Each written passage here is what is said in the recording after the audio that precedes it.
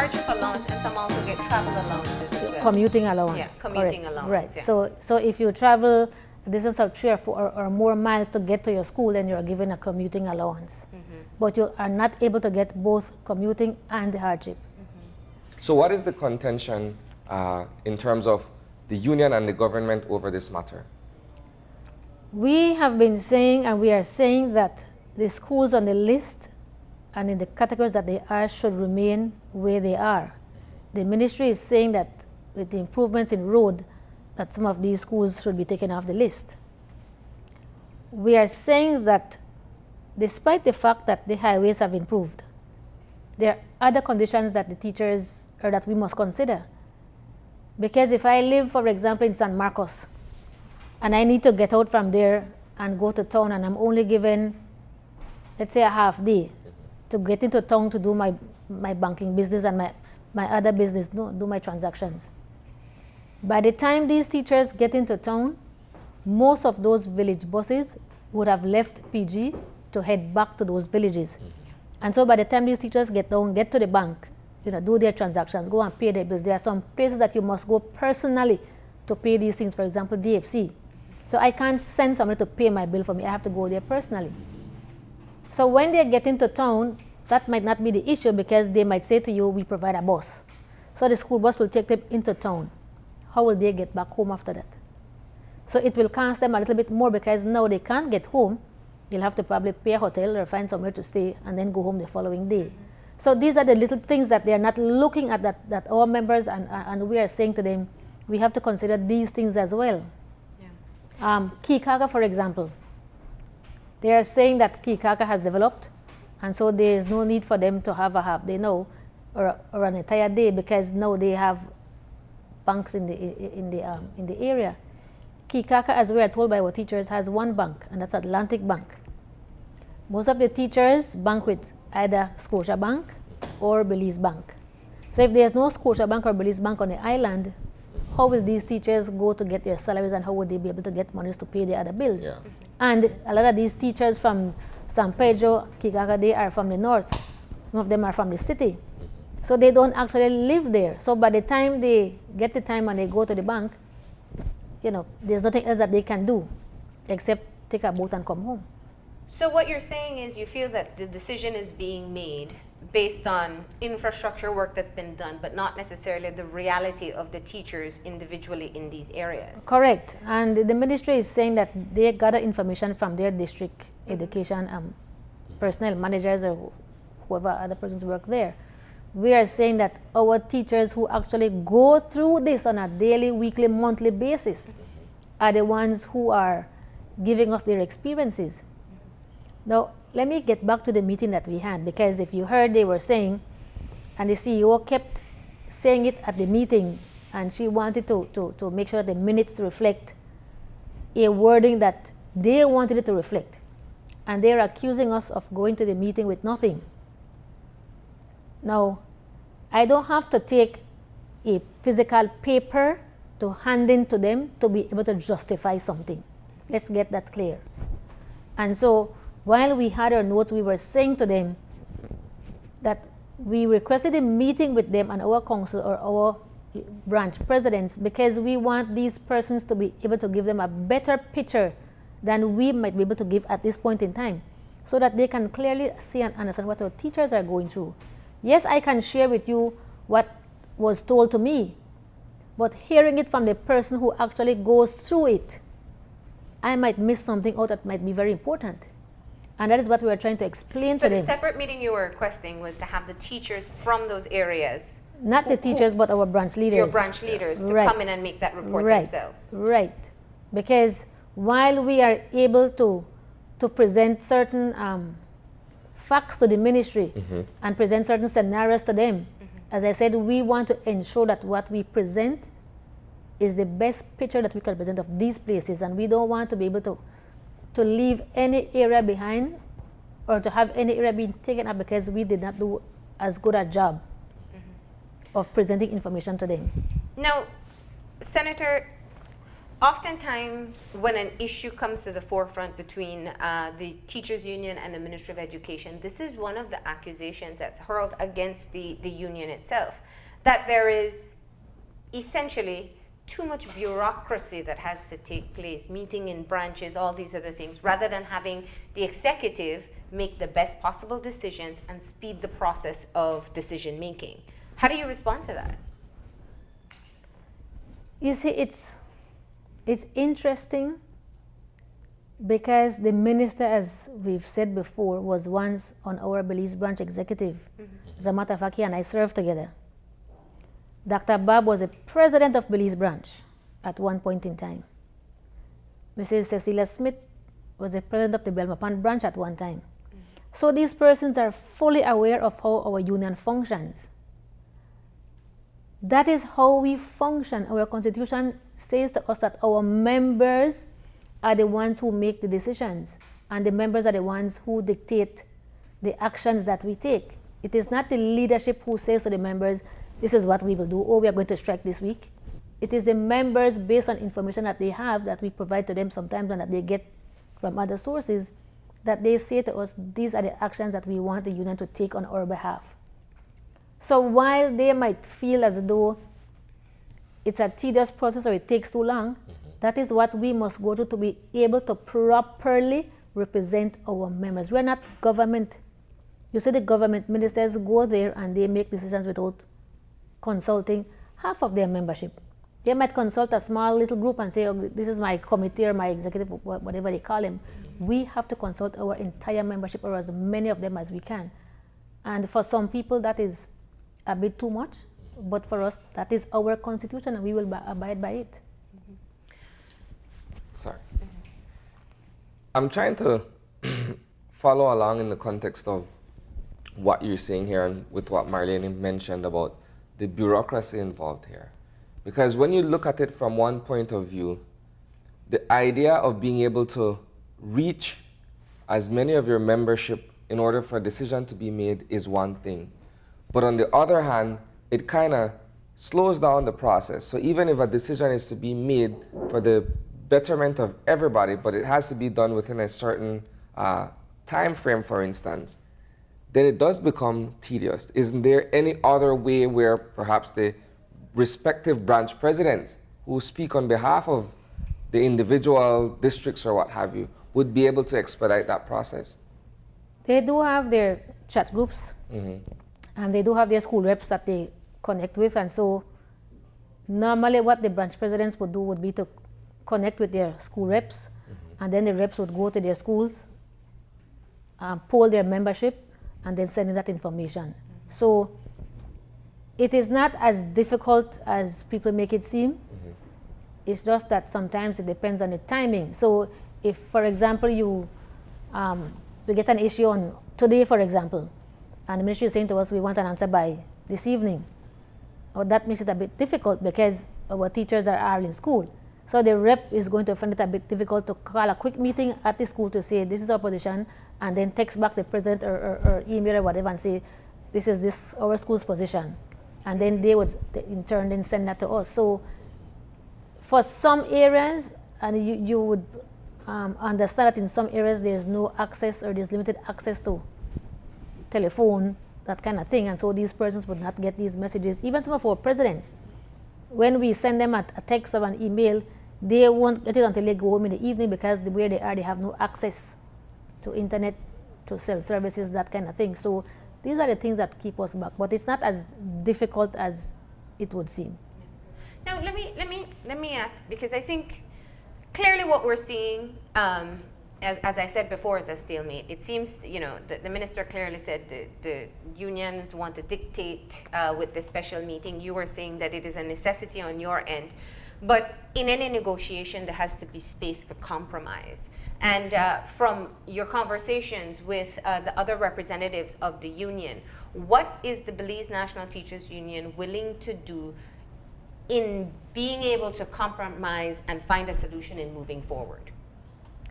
We want to, as you said, meet with the ministry, present to them our arguments for these schools that they have downgraded. Because the contention really and truly right now is for the schools that were downgraded, Mm-hmm. not for those who were added.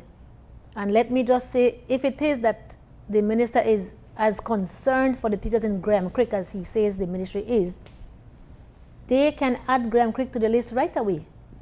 They don't have to wait for it because there is no contention there. Yeah. So the same way that some schools were taken off, the ministry can add Graham Creek immediately, and they should be able to start getting their allowances. So to say that BNTU is causing them to have to wait, that's not so. We agree on that one. It's the ones that we don't agree on that we have to be working through.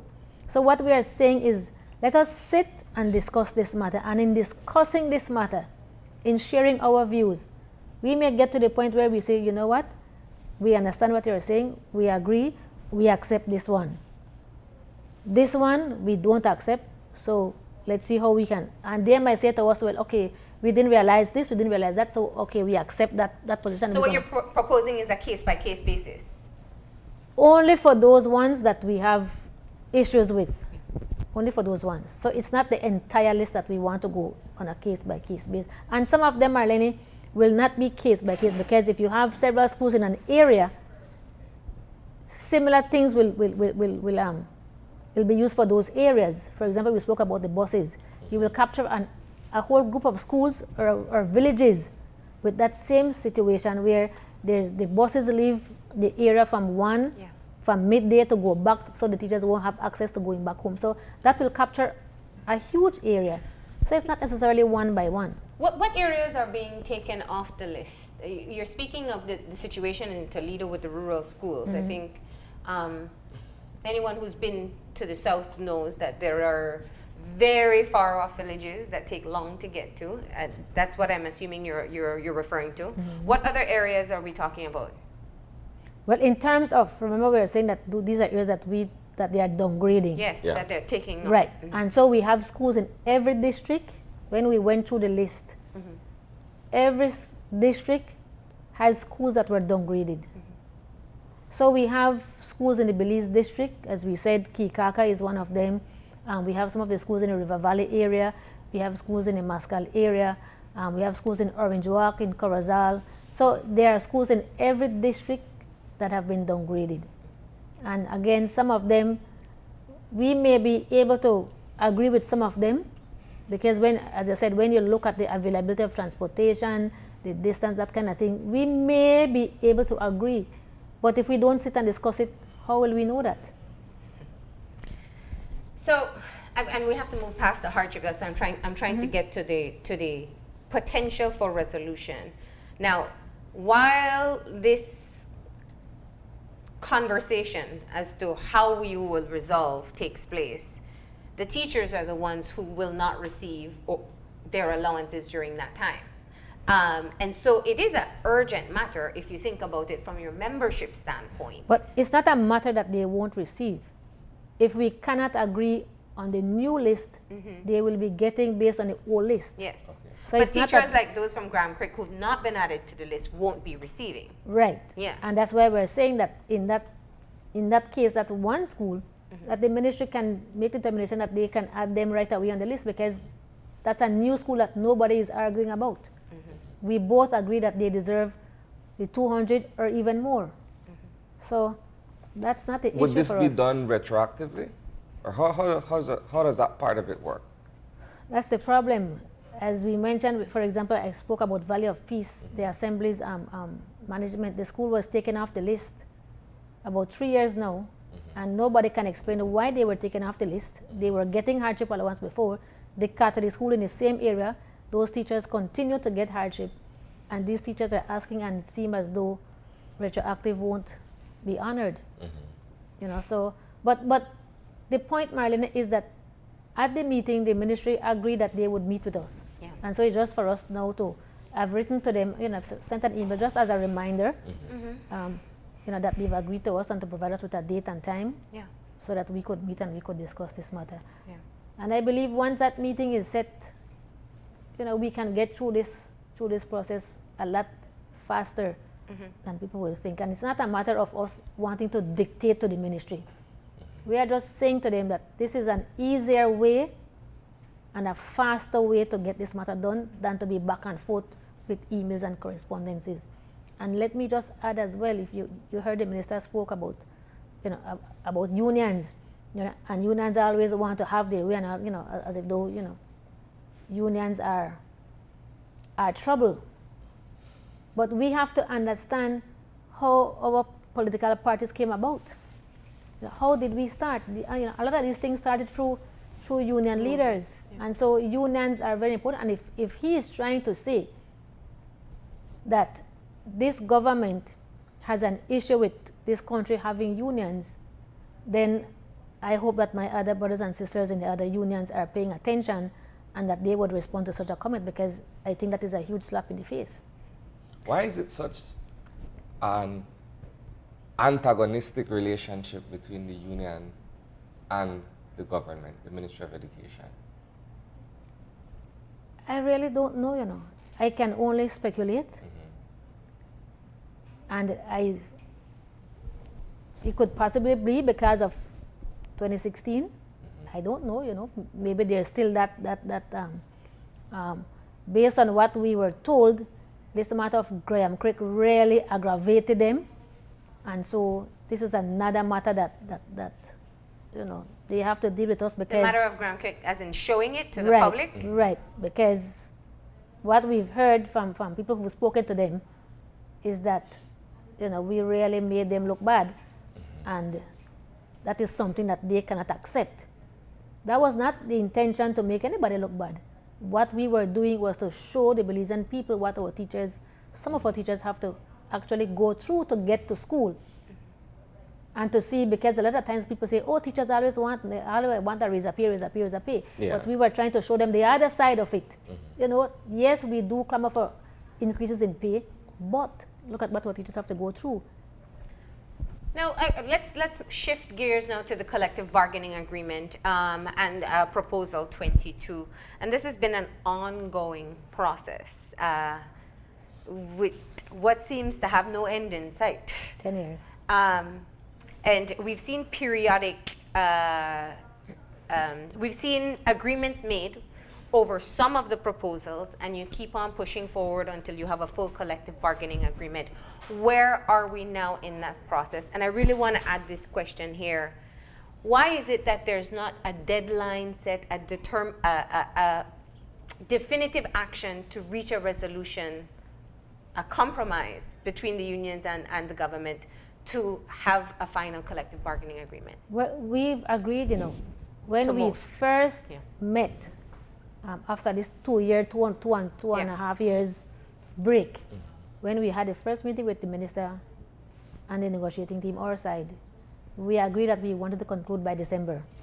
And the minister agreed that yes, by December, so he'd be having... This December. Right. So if needed, he would have monthly meetings for us to conclude this matter. We had a first meeting on September 4th. At that meeting, we went through and we looked at what were the things that were outstanding, including proposal 22. It was agreed that to speed up the process, instead of discussing the matter around the negotiating table with all parties involved, that BNTU and the ministry would have side meetings to try to work out this matter. The minister was saying a separate meeting for proposal 22. Right, okay. Between BNTU and the ministry. And explain to us what proposal 22 is. Okay, proposal 22 has to do with the grant-aided teachers and those secondary schools and those teachers with their 70 and 30%, right? It has to do also with looking at getting allowances for the secondary school teachers, because as you are aware, those teachers don't get hardship allowance, don't get commuting allowance, and even though we have high schools in rural areas, San Pedro, we have Corazon Creek, those areas. So those were, and then benefits to these persons who work at the secondary schools. The administration. Right, the auxiliary staff. So we felt that we would be able to work on something together as ministry and BNTU, since it's a BNTU matter, but we would not be taking it off the negotiating table with our other partners. So we were to have a meeting in September, and we said to the minister, he said September is a busy month for him. And we said, well, the first week of school would not have been a good time, because these teachers would just be getting back, getting into classrooms, getting to know their students. It's not a good time And they say that we don't think about our children. I said to them, the first week of school is not a good time because we don't want our teachers leaving the classroom the first week of school, leaving their children unattended the first week of school. It does not set a good pace for the rest of the school year. And he was going to be busy with September celebrations and of these things, and so we agreed that the month is not a good time because we're all busy, so we'll push it back. And so we had agreed. The minister had called me sometime in August, I believe, on WhatsApp. That's how I got his number, because I didn't have his number. He called me to say that he was going to postpone the joint meeting that we were going to have, and to inform the other people. So that's how I got his number. We were coming close to the meeting date, and I didn't hear from him, so I sent him a text. Could you indicate, if the date was on, that kind of thing? That was the only time he and I corresponded via phone or anything at all, via WhatsApp. He called to say the meeting was postponed, and I texted to say, is the date confirmed? That has been it. So again, we wrote about 3 times to his secretary to ask, is the meeting going to be on the 2nd? No response. I wrote again. I gave them about 5 different dates to say, I'm available on these dates if the minister is available as well, or he can suggest another date. And finally, on Friday, we sent an email again on Thursday last week. And on Friday, we got a response to say that as soon as the minister gives a date, she will get back to us. So that's where we are. We are trying. We have given, as I said, 5 days. We are waiting. So the deadline of December, what happens to that? Well, do you think you can be resolved in a month? If it is that we can have meetings more than once a month, I'm sure that we can get through it. And if we have to go past December, it's not going to be a year. So maybe into January or so we'll be able, but we have to have these meetings as quickly as possible. Do you think it's perhaps deliberate that this thing is being staved off or postponed in such a manner? Well, sometimes we do wonder. I mean, some of the items on Proposal 22 are issues that I think ministry might not want to deal with immediately. Because there's a financial implication. Not necessarily for the ministry, but it is that the ministry would then have to hold the management accountable for paying these teachers. And you see, that is one of the misconceptions that people are saying, that we want this to happen and we want to burden the ministry some more and the government will have to pay out more monies. That is not so, because if the managements are responsible for 30%, the ministry will have to pay 70% anyway, because that's what they pay in salary. So they would have to cover that anyway. The managements then would be able to cover the other 30%. If it is that the ministry can hold these managements accountable for providing the 30%, that's not going to be a burden on the ministry. It's going to be for these managements to be able to pay this 30%. And then for people to be saying that if that is so, the union is forcing the schools to increase their school fees. How will that be so? They get their subvention from the government. There are schools that they do collect finances. And so if they are investing and if they are putting aside these monies, when a teacher retires, they should be able to have that money in place to pay to these teachers. So it should not be a cost to the government, except if they want to assist these managements or take over their responsibilities and pay the 30%. And that's not what we are telling them to do. So what seems, because Proposal 22 has been a lingering issue for a while. Right. What seems to be the holdback or the issues from the government standpoint? We know what you're advocating for from the teacher's perspective, from the worker's perspective, but what is the challenge on the ministry side? I think it's getting to the point where they can make a determination as to how or what it is that they would be able to do to get these managements to pay the 30%. So whether it's going to be legislation, if something needs to change in the Pension Act, in the education rules, that is the road that we may have to take. And I think they're looking at that and maybe getting advice from their legal advisors. That might be the holdup. I'm just guessing. I'm not sure. Now, you're in the midst of a countrywide consultation. You're meeting with your branches. Tell us about what is on the table for the BNTU at this point in time. In your last press interview, it seems that perhaps some sort of collective action is being looked at. Our membership meetings began before, this issue of the hardship came about. And so when that was sent out to the teachers, we were already, I think, about 7 or so branches down, probably 8. We were heading to PG, I think, around that time. So that was not a matter that was up for discussion at those meetings. It's the regular AGM for the branches. And so what we do an update on what has been happening in the union. We update them on negotiations. Now we update them on the hardship. And it's not for us to get a position from them at this time, because when that memo came out, the branches did their consultations already and they had given us feedback. Actually, we had an emergency council meeting and we got feedback from the members as to the actions that they want to take in regards to this matter. So the union has a clear indication of what teachers are willing to do should this matter not be resolved. So there's no need for us to go back to them to say what is it that you would like to do. It's just for us to, depending on what changes, then to say to them, this is the situation, this is what has changed, what is it that we are going to be looking at now. So for example, if we get headway with the hardship, there's no need for us to take any action any at all. If it is that doesn't work out, then to what extent would our members, because to say to us, we are willing to not report to school on a Friday, that might have been because of the first memo. But if there's no resolution, do we say that? Do we say we'll do a go slow? Do we say, So the extent to the action is what we have to determine.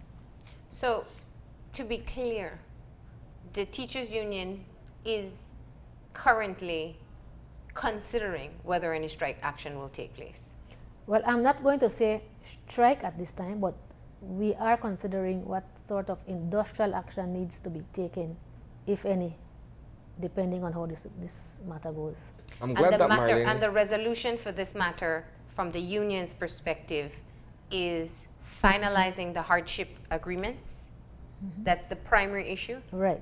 At this point in time, there's no discussion about action as it relates to the collective bargaining agreement at this time. The issue right now is the hardship matter.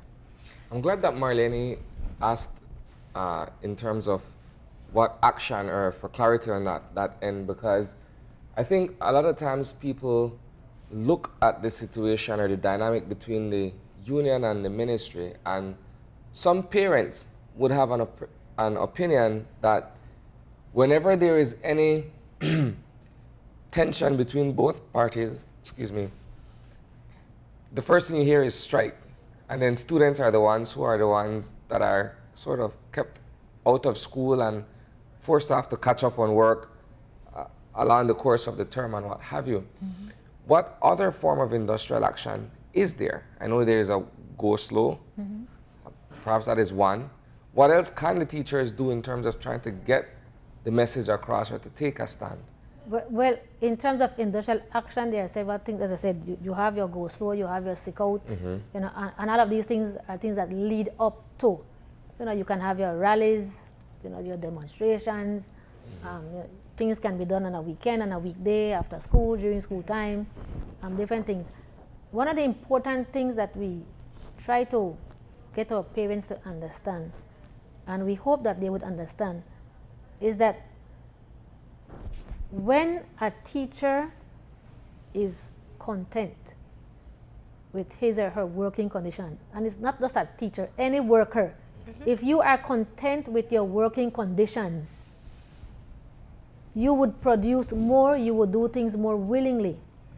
But if it is that you are an employee and you are being taken advantage of, or you feel as if though you are not being given what you rightfully deserve, it doesn't matter what you do, you can't get that employee to go above and beyond. And so we are saying that if our teachers are given what it is that they deserve to be given, based on all that our teachers do, now take into consideration all that they do, the time that they go to school, the time that they spend watching these children during break time, during lunch time. Break time, we'll give them that. Lunch time is your lunch time. By law, you should have an hour for lunch. But we take that lunch time and we look after these children who stay at school during lunch time. Yeah. You keep them in the evening until after 5 when parents come for them. You are there watching them. If it's not the class teacher, it's the vice principal or the principal. So these are additional things. The books that you buy for these children, the things that you buy for your classroom, all of these additional things that teachers do. We hardly hear people talking of those things. But the moment teachers take action to get what they deserve, as you see, oh, the children are losing out and it's the children. We do consider our children. We love our students. We do. And as with every profession, we have persons who do not do what they're supposed to do. Let's be honest. We can't hide from it. Mm-hmm. So we will have teachers who don't do their jobs the way they should. But majority of our teachers go the extra mile. And so we are hoping that our parents would see all of these other things that we do as teachers and understand the need for us to fight for what we deserve. It's not that we want to punish our children. At the same time, we were teaching our students that, listen, you don't let anybody take advantage of you. You fight for what you deserve. Now, the resolution of the hardship agreement, and I just want us to leave this conversation as clear as possible as to what the unions want. You said you'd be comfortable signing off on those that you're in agreement with, adding Graham Creek to the list, removing some of the schools from the hardship list currently?